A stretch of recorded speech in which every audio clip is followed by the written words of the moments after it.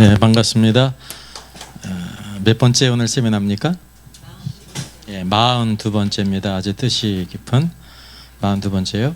왜냐하면 마태복음 1장을 보게 되면 예수 그리스도가 탄생하시는데 첫째 14대, 둘째 14대, 셋째 14대 가지고 몇 번째 오세요? 42번째. 그리고 이제 이 시대의 마지막 끝이 대환란인데 대환란의 기간이 얼마 되면 7년일까요? 예, 7년이 아닙니다. 마지막 한 일에는 7년인데 7년의 절반 되는 후 3년 반 42달 1260일. 그리고 또 성경이 뭐라고 말씀하고 있어요? 한 대, 두 대, 반 대, 세 대 반. 세 대 반의 단위가 뭐예요? 그러니까 3년 반이라는 걸 우리가 알게 되는 거예요. 그래서 42달 후에 누가 오셔요? 예수 그리스도께서 오신단 말이죠. 여기서 42이라는 것이 성경에서 이 중요한 의미가 있습니다. 오늘도 같이 42번째 세미나를 같이 갖게 된 것 감사합니다. 자, 레위기 3장의 화목제물이신 그리스도, 세 번째가 화목제물이세요. 우리가 첫째 번제, 둘째 소제를 지나왔기 때문에 어느 정도 이제 레위기를 보는 그런 기본적인 기초를 이렇게 닦았습니다. 기초가 있으면 다음으로 나가기가 쉽습니다. 그래서 세 번째 화목제물, 우리가 또 새로운 주제들을 우리가 살펴보도록 하겠습니다. 네, 요한계시록 인사해야 되죠. 자, 레위기 1장으로부터 7장까지가 5가지 제사가 나옵니다. 번제, 소제, 화목제, 속제제, 속건제가 있어요. 그래서 여기 각 제사마다 제물이 있죠. 번제물이 되신 그리스도, 소제물이 되신 그리스도, 화목제물이 되신 그리스도가 있고, 속죄제물이 되신 그리스도가 있고, 속건제물이 되신 그리스도가 있습니다. 그래서 이 성경에서 레위기 가운데 5가지 제사, 5가지 제물이신 그리스도를 우리에게 계시해 주고 있는 것입니다. 즉 다시 말하면 예수 그리스도께서 십자가에 이렇게 돌아가셨는데 그 십자가에 돌아가신 것이 어떤 의미인지를 우리가 구체적으로 알 수가 없어요. 맞아요. 레위기에서 그분은 우리 번제물이 되시고 소제물이 되시고 화목제물이 되시고 속죄제물, 우리의 원죄를 위한 속죄제물, 그리고 속건제물, 우리의 죄의 행위들, 속건제물이 되시는 그리스도이심을 자 우리에게 보여주고 있습니다. 그래서 화목제물을 우리가 다루게 될 때 그럼 성경 전체에서 화목제물이라는 단어가 몇 번 나오는가가 중요하죠. 또 한편으로 볼 때 몇 번 나와요? 네, 40회가 나와요. 이제 지금 우리가 보는 거는 이제 뭐냐면 구체적인 면을 볼 뿐만 아니라 전체적인 구조까지 우리가 같이 보는 것입니다. 그래서 레위기에 몇 번이에요? 17번. 레위기에 17번이에요. 노아의 방주가 몇째 날에 아라랏산에 이르렀어요? 주제 파악을 하면 알잖아요. 17일이에요. 17일. 어린 양을 며칠 날 잡았어요? 14일이지. 14일을 잡았는데 그럼 17일은 뭐라는 겁니까? 부활을 가리키지 않습니까? 17이라는 숫자가. 그래서 레위기에 화목제물이라는 단어가 17번 나오는구나. 이게 무엇과 관계 있는 숫자예요? 14는 그리스도의 죽으심과 관계가 있고 3일이 지난 17일은 부활과 관계 있는 거예요. 부활의 수구나라는 걸 알 수가 있어요. 민수기에 몇 번 나와요? 17회가 나와요. 민수기에도 가장 많이 나오는 거예요. 그리고 여호수아서에서 2번 나옵니다. 사무엘장에서 1번 나와요. 그 신약에 3번 나오는데 이렇게 3번이 나옵니다. 신약에 단 3번이 나오는데 그럼 어디에 나오느냐? 로마서 3장 25절. 이 예수를 하나님이 그의 피로써 믿음으로 말미암는 화목제물로 세우셨으니 이는 하나님께서 길이 참으시는 중에 전에 지은 죄를 간과하심으로 자기의 의로우심을 나타내려 하심이라. 그래서 로마서에서 딱 1번 나와요. 이 신약의 3번째 중에 첫 번째고요. 둘째는 요한일서 2장 2절입니다. 그는 우리 죄를 위한 화목제물이니 우리만 위할 뿐 아니요 온 세상의 죄를 위해 하심이라. 요한일서 2장 2절에 나오고 또 이어서 4장 10절에 나오죠. 하나님의 사랑이 우리에게 이렇게 나타난 바 되었으니 하나님이 자기의 독생자를 세상에 보내심은 그로 말미암아 우리를 살리려 하심이라. 사랑이 여기 있으니 우리가 하나님을 사랑한 것이 아니요 하나님이 우리를 사랑하사 우리 죄를 속하기 위하여 화목제물로 그 아들을 보내셨음이니라 하면서 신구약 전체에 화목제물이 몇 번 나온다고요? 40회에 나와요. 신구약 성경 전체에서. 여러분 이걸 통해 가지고 화목제물을 그냥 좋다고 그래가지고 막 이리저리 난방한 게 아니라 전체 구조를 보일 때 딱 이렇게 레위기의 17번, 민수기의 17번, 신약의 3번 해가지고 40회가 나온다는 거죠. 우리가 이런 것에 이르기까지 성령의 감동으로 기록됐다는 것을 여러분 발견할 수 있어야 되는 겁니다. 네. 그래서 이제 예수님이 십자가에 죽으실 때 그분이 화목제물로서 죽으셨다는 거예요. 그래서 십자가는 이제 하나님과 우리의 관계가 있잖아요. 호리젠탈한 면이 있잖아요. 수평적인 면. 하나님과 사람의 관계가 불화해 있는데 화목제물이신 그리스도로 말미암아 화평하게 되고, 사람과 사람 간의 관계가 불화하지 않습니까? 화목제물이신 그리스도로 말미암아 화목게 됐다는 거예요. 예수 그리스도가 없이 절대 화목하게 될 수가 없어요. 그러면 구약의 예표로 나타난 화목제물이 바로 뭐냐? 우리가 알다시피 출애굽기 12장은 유월절 어린 양이 나옵니다. 이게 예표거든요. 어린 양은 흠 없고 일련된 수컷으로 하되, 흠이 없고 일련된, 그리고 반드시 수컷이어야 합니다. 이게 예수 그리스도를 예표하죠. 흠이 없으신 분. 여기 이달 연나흘까지 간직하였다가 해질 때 회중이 그 양을 잡도, 이 어린 양, 유월절 어린 양은 14일 날 잡았습니다. 예수님께서도 십자가에 못 박히신 날이 열 나은 날이에요. 14일. 그리고 그 피를 양을 먹을 집 자원문설주와 임방에 바르라 그랬습니다. 그리고 그날에 그 고기를 불에 구워 먹으라 그랬어요. 여기 이제 어린 양의 고기, 예수 그리스도를 가리키잖아요. 예수 그리스도는 반드시 우리가 그분을 먹는데, 화목제물이 있으면 그 먹는 하나님께서 기뻐하실 뿐만 아니라 제사장이 돌아가는 분깃이 있잖아요. 그래서 그리스도를 누리는데 반드시 어떻게 먹어야 되냐면 불에 구워 먹으라 그랬습니다. 불은 하나님의 심판을 가리켜요. 예수님이 십자가에 죽으신 것은 로마 군병들이 죽였기 때문에 죽은 게 아니에요. 유대인들이 십자가에 못 박으라고 했기 때문에 죽은 게 아니에요. 그건 하나의 격가지에 불과하다는 사실이죠. 예수님께서 십자가 달려 들어가실 때 언제 돌아가셨습니까? 제 3시에 온 땅에 어둠이 임했죠. 그리고 그 땅이 3시간 동안 계속됐다니까요. 이때는 어떤 인간도 예수님을 희롱하고 조롱하지 못했습니다. 하나님이 심판하러 오셨다는 거니까요. 그리고 언제 돌아가셨어요? 그런 이후에.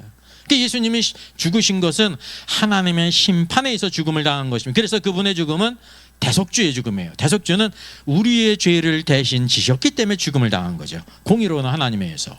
하나님께서 보실 때 저와 여러분의 모든 죄는 어떻게 된 겁니까? 그리스도 안에서 심판을 받았어요. 면제받은 게 아니에요. 면제받은 게.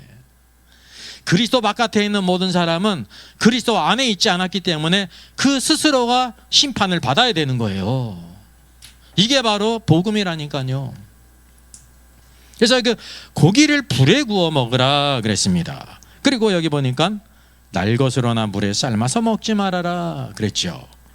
어린 양의 고기를 날것으로 먹을 수가 없어요. 날것으로 먹는다는 거는 뭐가 없는 거냐면 불에 구워지는 것이 없는 거 아닙니까? 그러니까 이거 하나님의 심판이고 어쩌고 저쩌고가 없는 거야. 그냥 뭐 그렇게 돼가지고 죽은 거야. 그렇게만 얘기하는 거예요. 이런 예수를 믿는 사람은 구원받을 수 없어요.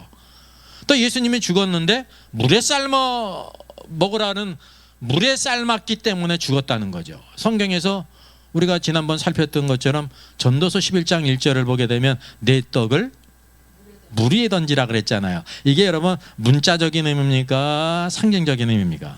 상징적인 의미죠. 문자로 하면 전혀 뚱딴지 같은 의미가 된다니까요. 그래서 여기 떡도 상징해, 하나님 말씀을 떡으로 상징했고, 떡이 상징이니까 그와 함께 있는 많은 물도 뭐예요? 상징이라 말입니다. 성경은 전체에서 많은 물들은 모든 세상 사람들을 가리키고 있는 것입니다. 계시록 17장에 음녀가 어디에 앉아 있습니까? 많은 무리에 앉아 있다 그러지 않습니까? 그러니까 온 세상 백성과 무리와 열국과 방언들의 음녀가 그 영향력을 이렇게 끼치고 있다고 하는 사실이죠. 로마 가톨릭이 온 세상 사람들에게 다 영향을 미치지 않습니까? 성경이 그걸 우리에게 보여주고 있단 말이죠. 이게 물에 삶아 먹는다는 거는 예수께서 죽으셨는데 누구한테 죽었다는 거예요? 사람에 의해서 죽었다는 거예요. 유대인에 의해서 죽었고 로마 사람에게 죽임을 당한 거다. 하나님께서 죽이신 것을 부인하는 겁니다. 대속을. 대속이 아니니까 이건 무슨 죽음입니까? 순교자의 죽음을 가리키는 거예요. 예수님이 순교하신 게 아니에요. 그분은 하나님의 아들로서 우리 죄를 위해 죽였다는 거죠. 그래서 여기 보게 되면 유월절 어린 양은 화목제물이신 그리스도를 우리에게 보여주고 있습니다. 모든 것을 다 불사르라. 예수 그리스도께서 하나님의 심판에 의해 죽음을 당하셨지 인간에 의해서 죽음을 당한 것이 아닙니다. 누가복음 15장을 보게 되면 세 가지 비유가 있죠. 첫 번째 비유, 1인 양의 비유 있잖아요. 1인 양의 비유는 누구를 1인 양을 누가 찾아요? 목자가 찾잖아요. 이 1인 양을 찾는 목자이신 그리스도를 먼저 보여주고 있고, 두 번째 비유는 바로 뭐예요? 1은 드라크마를 찾지 않습니까? 여인이. 그죠? 1은 드라크마를 여인이 찾잖아요. 등불을 켜가지고 드라크마를 찾잖아요. 그게 성령님과 관계가 있죠. 그 이외에 세 번째가 뭐예요? 1은 아들의 비유, 흔히 탕자의 비유. 탕자가 결국은 누구의 품에 안깁니까? 아버지의 품에 안기지 않습니까? 아버지의 품에 안긴다는 것은 뭐냐면 이미 목자이신 그리스도께서 그를 찾기 위해 죽으셨고 또 성령님께서 그를 찾았기 때문에 아버지 품에 안기는 거예요. 이게 이제 이 순서에 있어서도 이 모든 것이 하나님의 구원의 경륜과 일치한다는 거죠. 그래서 22절 이하를 보게 되면 아버지가 종들에게 말합니다. 제일 좋은 옷을 내어다가 입히라. 제일 좋은 옷, 의의 옷. 그리고 둘째, 손에 가락지를 끼우죠. 아들의 권세를 회복케 하셔요. 영접하는 자, 그 이름을 믿는 자에게 하나님의 자녀가 되는 권세를. 자녀에게 뭐가 있어요? 자녀의 권세가 있어요. 그 가락지를 끼우지 않습니까? 발에 신을 신겨요. 발에 신을 신긴다니까요. 그리고 살진 송아지를 끌어다가 잡으라. 이제 좋은 옷을 입히고 가락지를 끼고 발에 신을 신기고 그걸로 끝났으면 어떻게 됐겠습니까? 이 탕자가 배고파 죽겠는데 이래 쭈쭈쭈들 굶었잖아요. 거짓골을 해가지고. 오늘도 하나님께서 구원에 뭐냐면 외적인 것을 우리에게 아름답고 존귀하게 할 뿐만 아니라 내적으로도 우리를 채우는 거예요. 뭐로요? 살진 송아지. 살진 송아지가 뭐를 예표해요? 예수의 화목제물이신 예수 그리스도예요. 살진 송아지가. 예? 하나님이 만족하고 누가 만족해요? 죄인이 만족하는 거예요. 구원받은 자가 화목제물로 이겨서. 그래서 우리가 먹고 즐기자 그러지 않습니까? 이게 비유인데, 비유라고 해가지고 그 허황된 얘기가 아닙니다. 뜬구름 잡는 게. 예수 그리스도를 우리에게 다 성경이 보여주고 있는 것입니다. 상징이든지 비유든지 예표든지 그게 실제든. 예수님이 실제 오셨기 때문에 그때는 비유가 필요가 없지 않습니까? 이제 사도 요한이 보라 세상 죄를 요구하는 하나님의 어린 양이라고 할 때 하나님의 어린 양이라는 게 음매하는 어린 양을 가리킨 게 아니에요. 유월절 어린 양이 바로 예수 그리스도시다. 왜? 세상 죄를 대신 지고 가신다 말이죠. 죄를 지고 가셨기 때문에 우리에게 죄가 남았어요? 남아있지 않아요? 남아있지 않다는 사실입니다. 이게 구원이란 말이죠. 구원.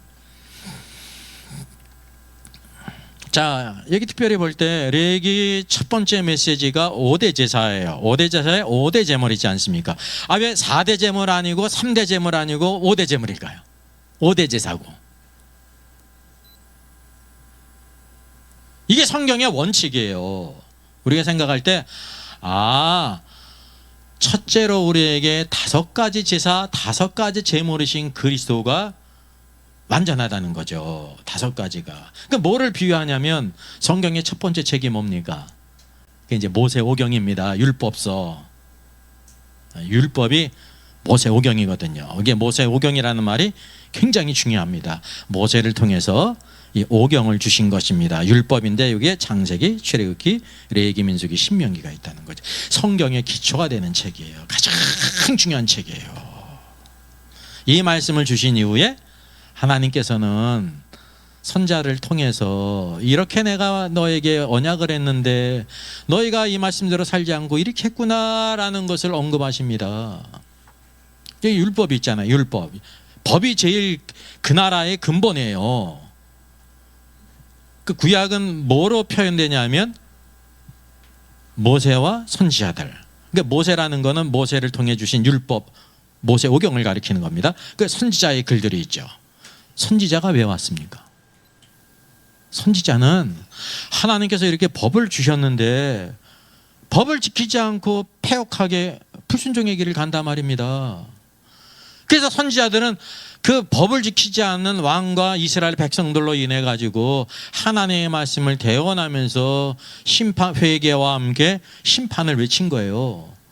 하나님의 경륜 가운데 어떤 면에서는 선지자가 필요가 없어요. 왜? 하나님의 말씀을 지키면 선지자는 따로 필요 없는 거예요. 그런데 선지서가 있죠. 왜냐하면 우리가 하나님의 언약의 말씀을 지키지 않고 다른 길로 가기 때문에 나타난다고 하는 사실이죠. 변화산에 누가 나타났어요? 모세와 엘리야가 나타났습니다. 그러니까 모세가 나타났다는 것은 율법을 대표하는 겁니다. 첫째. 그래서 모세가 먼저 와요. 율법이 먼저죠. 첫째.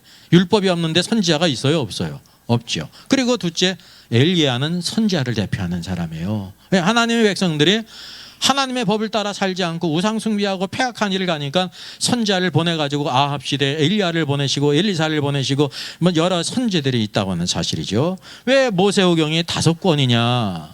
하나님이 그렇게 정하신 것입니다. 5. 예? 이게 하나의 원칙이라는 겁니다. 5을 주셨구나. 그러면 성경에 동일한 원칙으로 우리가 보게 될 때 또 뭐가 있어요? 십계명의 2돌판이 있잖아요. 십계명의 2돌판이 있죠. 10가지 계명이 있는데 그럼 여기 그림을 보게 되면 십계명을 어떤 구조로 생각했습니까? 첫 번째 돌판은 4개의 그 계명이 있고 2돌판에는 6개의 돌판이 있다고 그랬잖아요. 사람들이 이렇게 생각을 해요. 왜 그러냐면 5번째 계명이 부모를 공경하라는 거니까 부모는 사람이잖아요. 오른쪽에 있는 거는 사람에 대한 거고 왼쪽은 하나님에 대한 것이기 때문에 4와 6으로 이루어졌구나 이렇게 생각을 합니다. 이게 넌센스예요. 하나는 알고 둘은 몰라서 그런 거예요. 성경을 퀴티하면은 그 의미를 우리가 알 수가 있다고 하는 사실이죠. 깊게 퀴티 정도 하면은 4 플러스 6으로 생각하는 겁니다.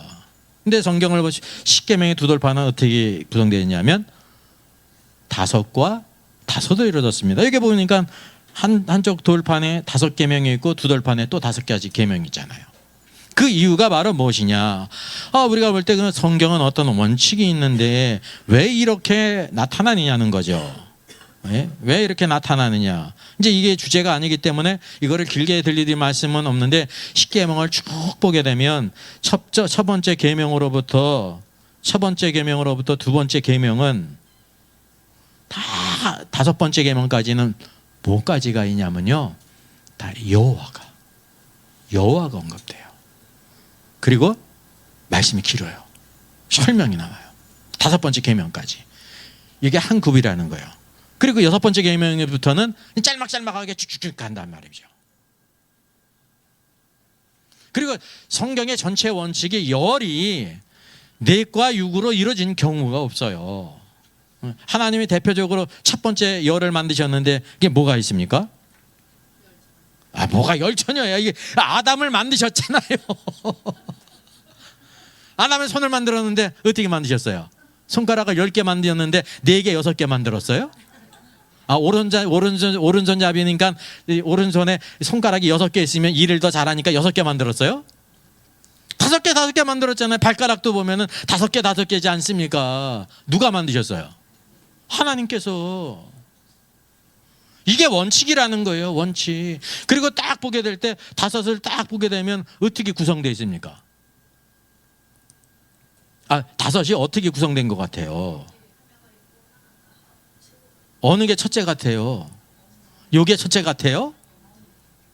엄지가 첫째죠. 순서적으로도 첫째고 일하는 면에서도 첫째고, 이게 짧은 것 같지만 엄지가 없으면 네 손가락 가지고 할 게 없습니다. 만약에 손가락에 두 개가 없다고 하면 두 개가 없어가지고 이렇게 해야지 엄지가 반드시 들어가야 된단 말이에요. 그래서 다섯이라는 숫자는 하나님께서 의도적으로 하나와 넷으로 그려졌다는 겁니다. 하나는 하나님을 나타내요. 넷은 피조물의 숫자라는 거죠. 그래서 우리가 손도 이렇게 이럴 때 하나님을 상징하는 하나와 엄지와 피조물을 상징하는 사람이 이렇게 하나가 될 때 뭐 할 수 있어요? 무엇인가 일을 할 수가 있는 거예요. 이게 그래서 무슨 숫자냐면 은혜의 숫자예요. 다섯이. 은혜란 말은 뭐냐면 피조물이 하나님과 함께하는 겁니다. 사람이 하나님과 함께할 때 그 은혜를 누릴 수가 있어요. 그러니까 하나님의 창조에도 이게 자연스럽게 나타나 있단 말이죠. 또 봅시다. 성경에 대표적인 열이 있는데 열처녀 비유가 있지 않습니까? 열처녀가 뭐로 구성됐습니까? 지혜로운 다섯 처녀, 어리석은 다섯 처녀잖아요. 지혜로운 여섯 처녀, 어리석은 네 처녀예요? 그런 성경 가져와 보세요. 이게 그냥 그렇게 된 성경의 전체에 그 원칙이 있어요. 원칙이. 예? 지혜로운 처녀는 충분한 기름을 준비했고, 어리석은 처녀는 충분한 기름을 준비하지 못했잖아요. 구원받았지만은. 이게 뭐냐면 슬기로운 다섯 처녀는 하나님의 은혜를 누린 거예요. 기름을 준비한 것이. 성령님을 근심시키지 않고 성령님을 따라 살았기 때문에 기름을 충분히 준비했잖아요. 그래서 그게 하나님의 은혜를 누린 사람이에요. 어리석은 사람은 하나님의 은혜를 누리지 못했어요. 기름을 준비하지 않고 지 멋대로 살았잖아요. 내 생각대로. 그래서 어디에 못 들어가요? 누가 천국이야. 혼인잔치 못 들어가지 여기서. 이 혼인잔치에 못 들어가지 않습니까? 근데 혼인잔치가 이게 무슨 비유야? 이게 천국에 대한 비유라니까요. 장차 그리스도께서 만왕의 왕으로 오실 때 1000년 동안 왕으로 통치하실 때 그 기간이 바로 뭐냐면 어떤 기간입니까? 혼인잔치 기간입니다. 1000년이 하루 같고 하루가 1000년 같던 이 혼인잔치 기간에 지혜로운 처녀는 무엇으로 불릴까요? 어린 양의 신부로 불리죠. 혼인식이 끝나면 뭐로 불리는 거예요? 새하늘과 새 땅에서는 어린 양의 아내가 되는 거죠. 구원받은 성도일지라도 기름으로 충만하지 않은 성도는, 성령을 따라 살지 않은 성도는 혼인잔치에 못 들어가요. 이게 구원에서 제외됐다는 말이 아니에요. 주님이 만왕의 왕으로 오실 때 왕으로 들어가지 못한다는 것입니다. 그러니까 뭐로 못 불려요? 어린 양의 신부로 불릴 수가 없어요. 나중에 천년왕국 후에는 새하늘과 새 땅에는 들어가죠. 어린 양의 아내가 되죠. 근데 뭐는 어떤 기간이 없는 거예요. 그래요. 어린 양의 혼인잔치에도 참석을 못하고 잔치를 누리지 못한 사람이 있는, 이상해도 그렇지 않습니까? 그죠? 혼인하고 사는 사람이 있는데 혼인 안 하고 사는 사람이 있잖아요. 그래도 결혼은 한 거지. 네. 어떻게 살고 싶어요? 이게 영적으로 또 동일하다니까요. 그래서 이게 성경에서 다섯이라는 숫자는 딱 보여주고 있듯이 하나님과 함께 하느냐. 그게 이제 성령 충만한 사람, 기름으로 충만하니까. 여기 구원받았어도 어리석은 처녀는 하나님과 함께 하질 않았습니다. 자기의 생각대로 살았지. 살기는 좋았죠. 근데 결국 신랑이 오게 될 때 신랑 옆에는 쓸 수가 없습니다. 내적으로 기름이 충만해야 된다니까요. 그래서 슬기로운 다섯 처녀는 하나님의 은혜를 누린 사람이에요. 어리석은 사람은 은혜를 누리지 못한 거죠. 그래서 사람의 손가락을 아까 얘기했던 대표적으로 하나님께서 왜 이렇게 만드셨는지 이건 하나님이 만드신 데는 다 목적이 있지 않습니까? 목적이 있잖아요. 이래도 되고 저래도 되는 게 아니에요. 하나님의 뜻이 아주 놀라운 뜻이 다 나타나 있습니다. 이쑤시개 하나에도 만든 사람이 있을 거 아닙니까? 그죠? 이쑤시개를 만약에 도끼처럼 만들었어요? 그것도 다 만든 사람의 다 그 지혜와 모든 것이 다 들어간 거라니까요. 예? 아무리 아마존의 밀림에 수많은 나무들이 있어가지고요, 그 나무들이 막 그냥 비바람에 치고 천둥 번개가 치고 쪼개지고 굴려져가지고 이쑤시개 하나 확률이 얼마나 됩니까?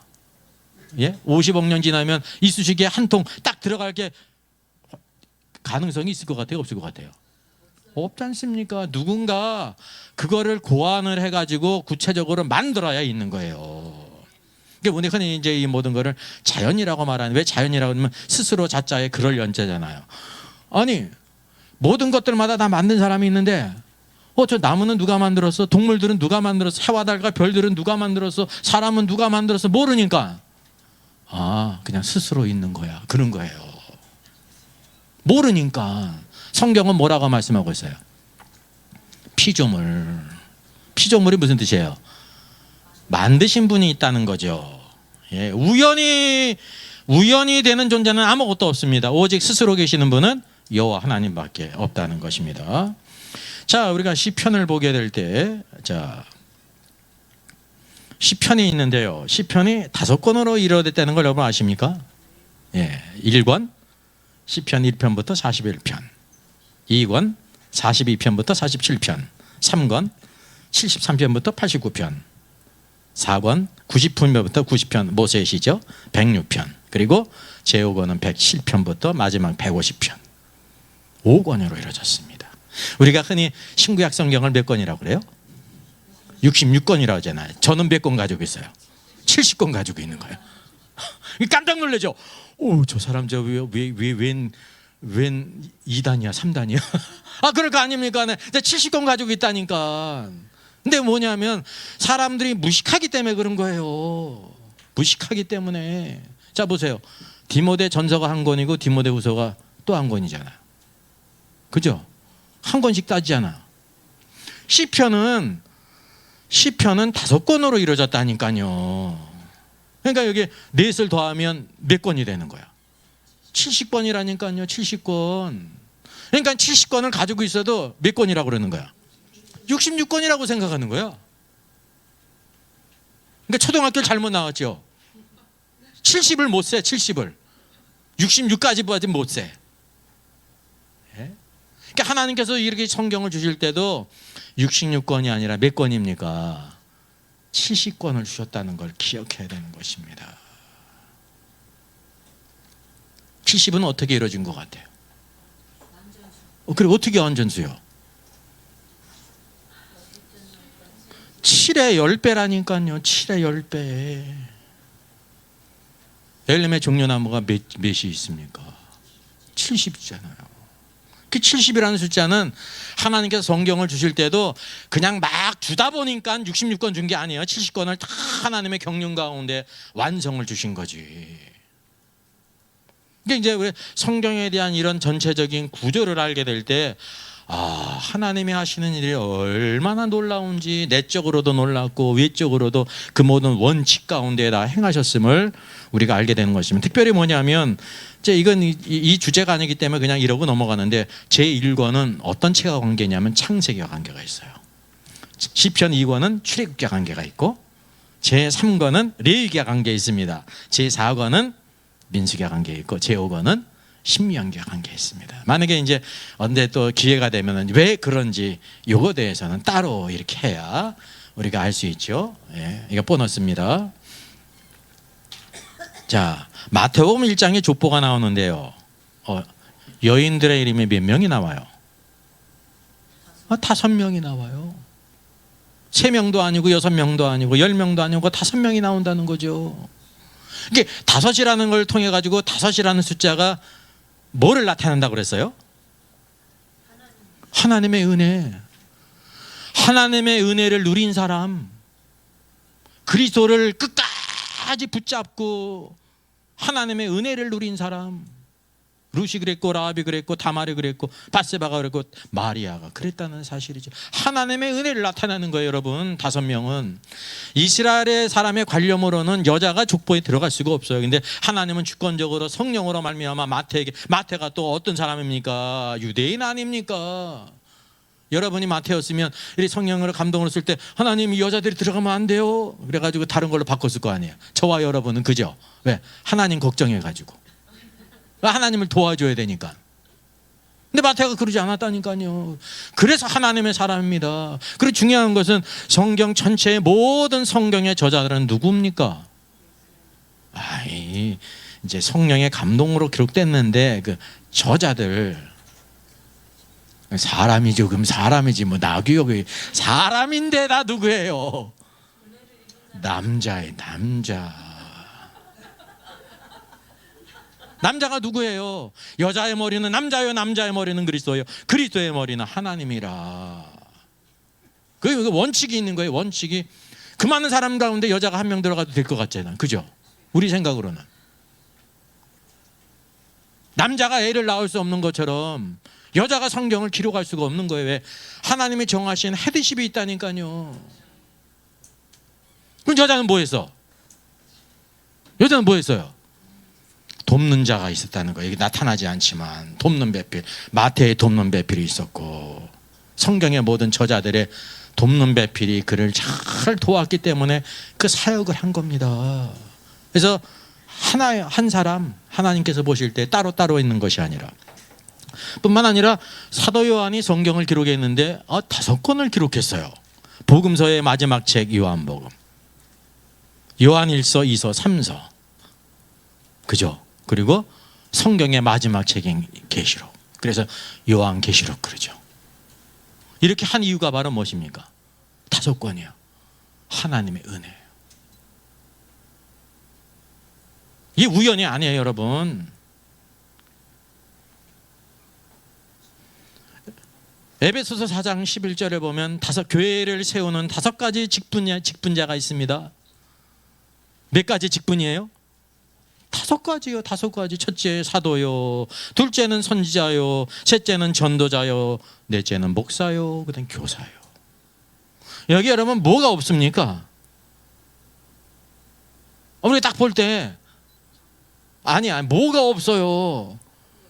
방언이고 예언이고 병 고치는 거고 뭐 그런 게 없잖아요. 성령의 은사 받은 사람이 없잖아요. 교회의 기초를 세우는데 5가지 직분은 바로 이것입니다. 이게 가장 중요하다는 게 교회의 기초가. 교회의 축복으로 주신 거예요. 은혜를 누리는데. 자, 여러분, 다윗이 골리앗을 쓰러뜨렸는데 무엇으로 쓰러뜨렸습니까? 5개의 물맷돌이에요. 성경의 물맷돌이 2개인지 5개인지 7개인지 뭐가 중요해가지고 5개라고 말할까요? 중요하니까. 이게 바로 뭐냐? 단적으로 다윗이 이렇게 쓰러뜨리는 것이 하나님을 경외한 사람이었는데 5이 무슨 숫자라고 그랬어요? 사람이 하나님과 늘 함께한 거예요. 다른 말로 하면 하나님의 은혜를 누렸습니다. 그가 여기 심부름 오기 전에도 뭐를 했습니까? 성경은 어떤 사람이라고 말해요? 양치는 자. 하나님께서 어떤 사람을 사랑하세요? 양치는 자. 첫 번째 순교자가 누구였어요? 아벨. 양치는 자. 양치는 자는 어떤 사람인지 아세요? 그의 모든 관심이 양들에게 있어. 양을 다른 2글자로 바꾸면 뭘까요? 양을 2글자로. 양. 안 되면 그렇게라도 해야지. 교회. 양의 교회를 위한 사람이에요. 그때 아벨이 양을 쳐가지고요, 고기를 먹을 수 있어요, 없어요? 없다니까요. 얼마나 미련한 사람이야. 가인이 볼 때 양을 길러가지고 대부분의 모든 것들은 다 하나님께 드리는 겁니다. 하나님께 나갈 때 기껏해야 얻는 게 뭐예요? 가죽과 젖이라니까요. 그게 바로 뭐냐면 전적으로 하나님을 위해 사는 사람이에요. 전적으로 하나님을 위해 살았기 때문에 그가 어떤 사람이 됐습니까? 순교자가 된 거예요.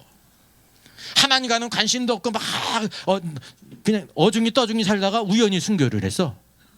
그 순교자예요? 아니에요, 여러분. 그 순교에 대한 잘못된 생각 갖지 마세요. 주를 위해서 전적으로 살다가 순교를 하는 거예요. 첫 번째 순교자, 양치는 자. 예수님도 말하면 나는 선한 목자라. 예수님이 선한 목자예요. 양들을 위해 목숨을 버리잖아요. 그래서 그 다윗은 어떤 훈련을 겪었냐면 양치는 훈련. 모세도 40년 애굽의 학문을 배웠지만은 히브리 사람을 구원할 수 없잖아요. 죽였잖아요.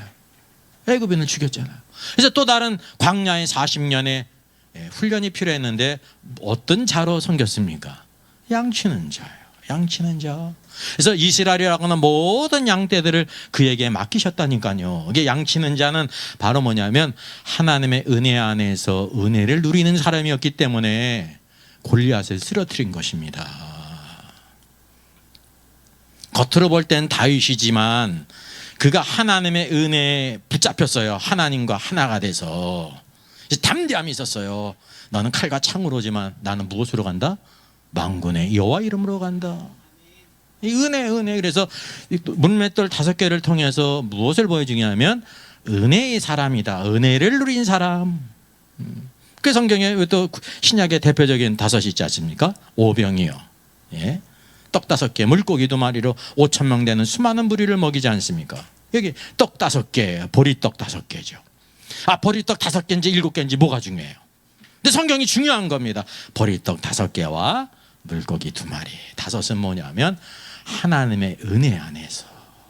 이 어린아이가 보리떡 5개를 드렸거든요. 어떻게 해서 드렸습니까? 예수님이 바로 하나님이신데 이분이시라고 하면 이 모든 무리들을 다 먹일 수 있습니다. 안드레는 그것을 이해가 안 됐지만 들어왔지요.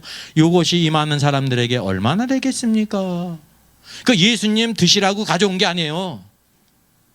예수님께서 이것을 가지고 모든 무리를 먹이시라고 가져온 거라니까요. 그러니까 이 어린아이도 하나님의 은혜 가운데는 그랬기 때문에 드렸고 그런 믿음이 있었다니까요. 이게 하나님의 은혜의 역사예요. 전적으로. 주님이 계시는데 그 은혜를 누린 사람을 통해서 하나님이 역사하시지. 예. 오늘도 우리가 주님을 섬기는 것은 하나님의 은혜를 누렸기 때문입니다. 오늘 이 시대에 하나님의 은혜를 누리지 못하는 사람은 주님이 다시 재림하신 이후에 하나님의 은혜를 못 누려요. 오늘 이 시대에 주님이 참 이쁘고 아름답고 사랑스럽고 보지 못하면 죽을 것 같은 마음이 없는데 주님이 오시면 갑자기 좋아지는 거 없습니다. 없어요. 내가 너를 도무지 알지 못한다 그러시거든요. 왜? 주님 오시기 전에 주님을 소가 닭보도 됐거든. 그렇잖아요.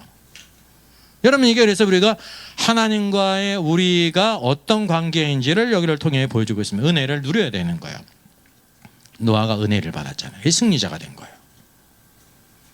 계시록 마지막 메시지가 바로 뭡니까? 주 예수의 은혜가 너희 모두에게 있을지어다. 은혜. 그러니까 은혜를 누려야 된다. 은혜를 누리라. 우리가 주님을 섬긴 것 같죠? 그게 주님을 누린 거예요, 여러분. 예. 그러니까 주님을 섬기지 않는 사람은 절대 주님을 체험할 수가 없습니다. 말씀도 그렇고 섬김도 그렇고 모든 것이 다 그렇다는 거죠.